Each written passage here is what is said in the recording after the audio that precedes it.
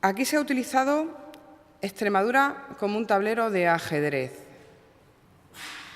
Tendrán que explicar algunos por qué y cuál ha sido el resultado de su partida. Pero lo que está claro es que en el ajedrez siempre gana el partido que hace, o gana la partida, el que hace el último movimiento. Y eso se verá el domingo. Se vio en la moción de censura cuando se perdió, pero algunos siguen con esa partida de ajedrez y se verá el domingo.